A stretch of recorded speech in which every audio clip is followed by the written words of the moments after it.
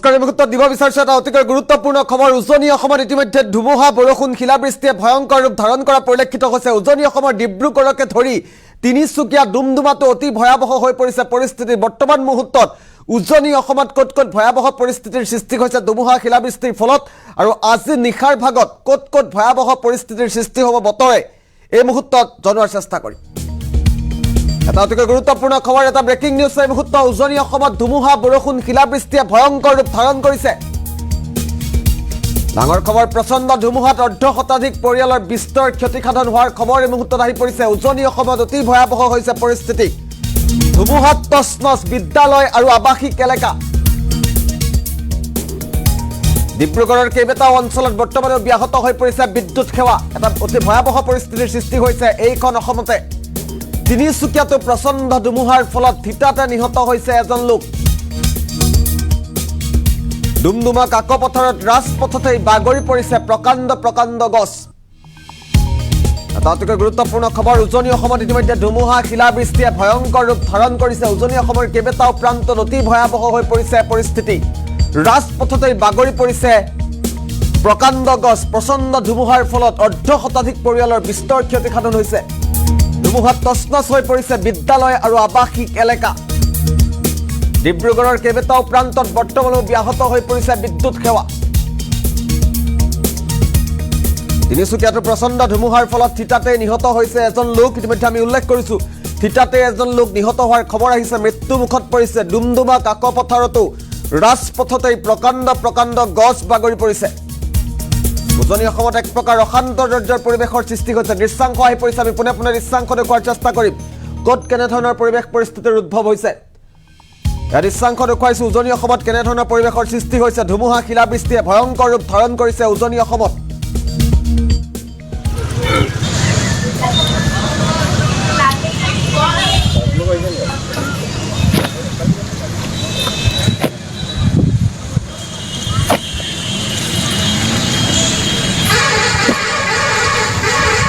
উজনি অসমৰ দৃশ্যাংশ এই মুহূৰ্তত দেখুৱাইছো। ধুমুহাৰ ধ্বংসলীলা, অৰ্ধশতাধিক লোকৰ বিস্তৰ ক্ষতিসাধন হোৱাৰ খবৰ এই মুহূৰ্তত আহি পৰিছে।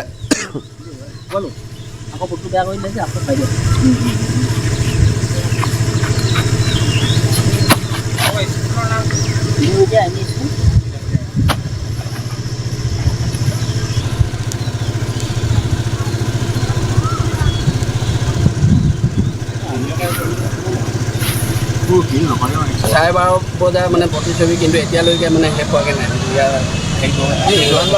অৱশিষ্ট হিচাপে আছেগৈ। এই মুহূৰ্তত দৃশ্যাংশ দেখুৱাই আছো, অতি ভয়াৱহ হৈ পৰিছে ৰাজ্যৰ কেইবাটাও প্ৰান্ত। অতি ভয়ংকৰ ৰূপ ধাৰণ কৰিছে বতৰে। ধুমুহা শিলাবৃষ্টিৰ ফলত কেনেধৰণৰ পৰিৱেশ পৰিস্থিতিৰ উদ্ভৱ হৈছে আমি এই মুহূৰ্তত দৃশ্যাংশ দেখুৱাই আছো।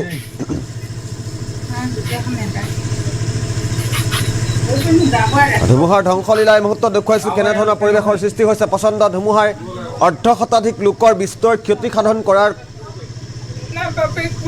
দৃশ্যাংশ এই মুহূৰ্তত দেখুৱাইছো কেনেধৰণৰ পৰিৱেশ পৰিস্থিতিৰ উদ্ভৱ হৈছে।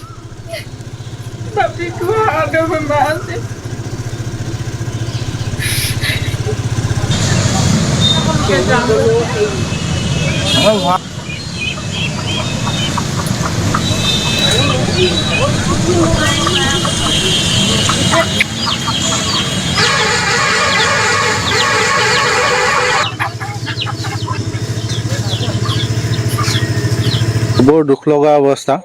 প্ৰতি ঘৰৰ মানুহৰ যোৱা ৰাতি 12 বজাৰ পৰা শুবই পৰা নাই।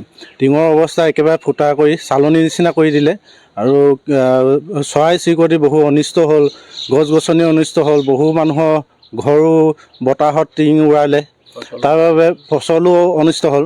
তাৰ বাবে চৰকাৰৰ এটি বিনম্ৰ অনুৰোধ, যাতে টিপালত সীমাবদ্ধ নাৰাখি এটি স্থায়ী সমাধান কৰে।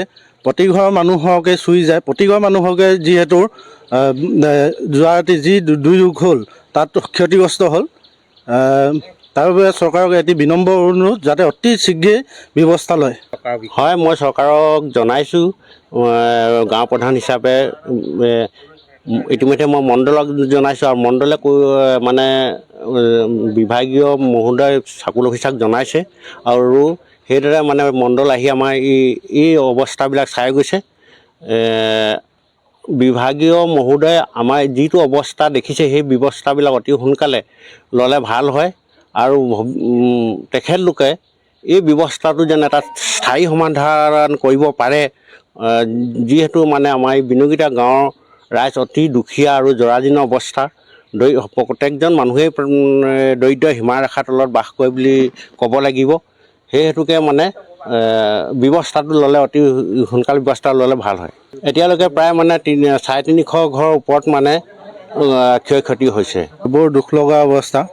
প্ৰতি ঘৰৰ মানুহৰ যোৱা ৰাতি 12 বজাৰ পৰা শুবই পৰা নাই। টিঙৰ অৱস্থা একেবাৰে ফুটা কৰি চালনী নিচিনা কৰি দিলে আৰু চৰাই চিৰিকটি বহু অনিষ্ট হ'ল, গছ গছনি অনিষ্ট হ'ল, বহু মানুহৰ ঘৰো বতাহত টিং উৰালে, তাৰ বাবে ফচলো অনিষ্ট হ'ল।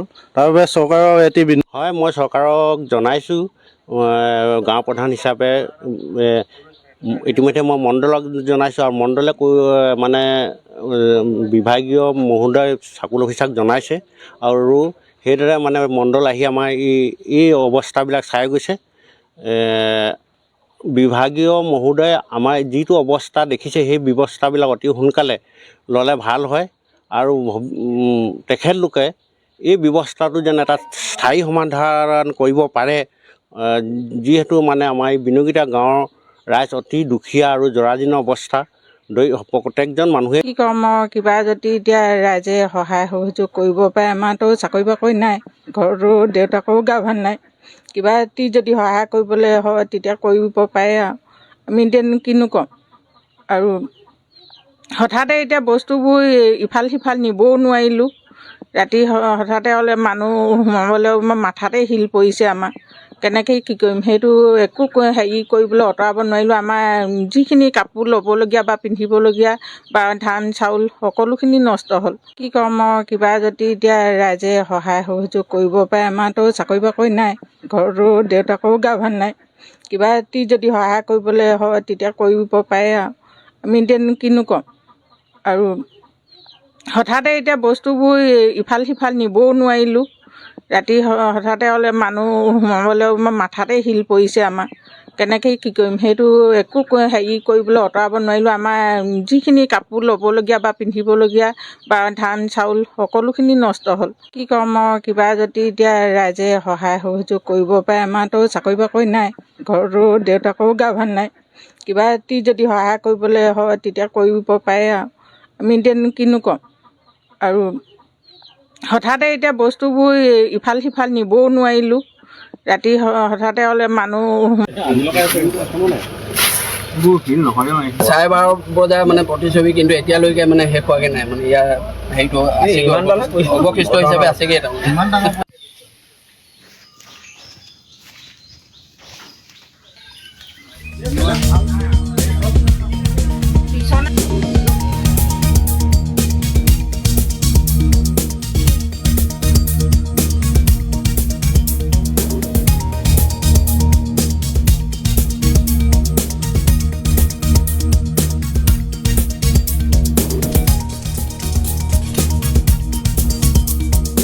ভিন্ন প্ৰান্তত ক'ত কেনেধৰণৰ পৰিৱেশৰ পৰিস্থিতিৰ সৃষ্টি হৈছে। বৰ্তমান মুহূৰ্তত ধুমুহাই কেনেধৰণৰ পৰিৱেশৰ সৃষ্টি কৰিছে। আজি নিশাৰ ভাগলৈ যিহেতু ধুমুহা বজ্ৰপাত শিলাবৃষ্টিৰ এলাৰ্ট প্ৰদান কৰিছে বতৰ বিজ্ঞান কেন্দ্ৰই, তাৰ সমান্তৰালভাৱে উজনি অসমত অতি ভয়াৱহ হৈ পৰিছে পৰিস্থিতি।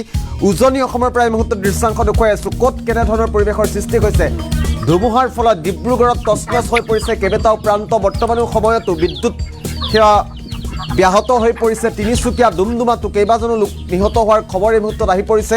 আমি এই মুহূৰ্তত মন্তব্যও শুনালোঁ ধুমুহাৰ ধ্বংসলীলা কিদৰে হৈ পৰিছে। আপোনালোকে দৃশ্যাংশকেইটা ভালদৰে লক্ষ্য কৰক। অৰ্ধশতাধিক লোকৰ যিহেতু বিস্তৰ ক্ষতিসাধন হৈছে। আৰু ইয়াত ডিব্ৰুগড় ডুমডুমা শদিয়াৰ বিভিন্ন প্ৰান্তৰ দৃশ্যাংশ এই মুহূৰ্তত আমি দেখুৱাই আছোঁ। ধুমুহাত তছনছ হৈ পৰিছে বিদ্যালয়ৰ লগতে আৱাসিক এলেকা।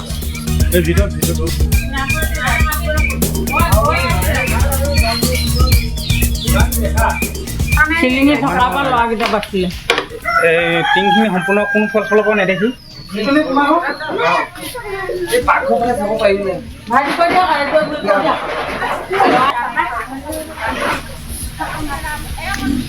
নগলা।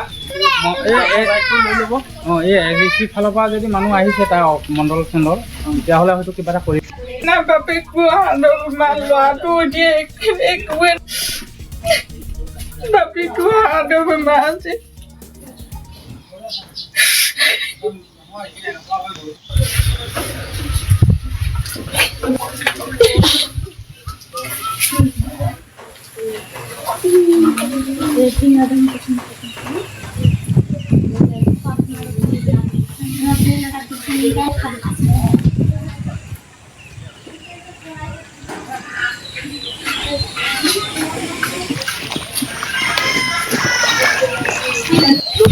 বৰ দুখ লগা অৱস্থা প্ৰতি ঘৰৰ মানুহৰ যোৱা ৰাতি 12 বজাৰ পৰা শুবই পৰা নাই টিঙৰ কি কম কিবা যদি এতিয়া ৰাইজে সহায় সহযোগ কৰিব পাৰে আমাৰতো চাকৰি বাকৰি নাই ঘৰতো দেউতাকৰো গা ভাল নাই কিবা এটি যদি সহায় কৰিবলৈ হয় তেতিয়া কৰিব পাৰে আৰু আমি এতিয়া কিনো ক'ম আৰু হঠাতে এতিয়া বস্তুবোৰ ইফাল সিফাল নিবও নোৱাৰিলোঁ ৰাতি হঠাতে হ'লে মানুহ সোমাবলৈ মাথাতে শিল পৰিছে আমাৰ কেনেকৈ কি কৰিম সেইটো একো হেৰি কৰিবলৈ আঁতৰাব নোৱাৰিলোঁ আমাৰ যিখিনি কাপোৰ ল'বলগীয়া বা পিন্ধিবলগীয়া বা ধান চাউল সকলোখিনি নষ্ট হ'ল কি ক'ম কিবা যদি এতিয়া ৰাইজে সহায় সহযোগ কৰিব পাৰে আমাৰতো চাকৰি বাকৰি নাই ঘৰতো দেউতাকৰো গা ভাল নাই কিবা এটি যদি সহায় কৰিবলৈ হয় তেতিয়া কৰিব পাৰে আৰু আমি এতিয়া কিনো ক'ম আৰু হঠাতে এতিয়া বস্তুবোৰ ইফাল সিফাল নিবও নোৱাৰিলোঁ ৰাতি হঠাতে হ'লে মানুহ সোমাবলৈ মাথাতে শিল পৰিছে আমাৰ কেনেকৈ কি কৰিম সেইটো একো হেৰি কৰিবলৈ আঁতৰাব নোৱাৰিলোঁ আমাৰ যিখিনি কাপোৰ ল'বলগীয়া বা পিন্ধিবলগীয়া বা ধান চাউল সকলোখিনি নষ্ট হ'ল কি ক'ম কিবা যদি এতিয়া ৰাইজে সহায় সহযোগ কৰিব পাৰে আমাৰতো চাকৰি বাকৰি নাই ঘৰতো দেউতাকৰো গা ভাল নাই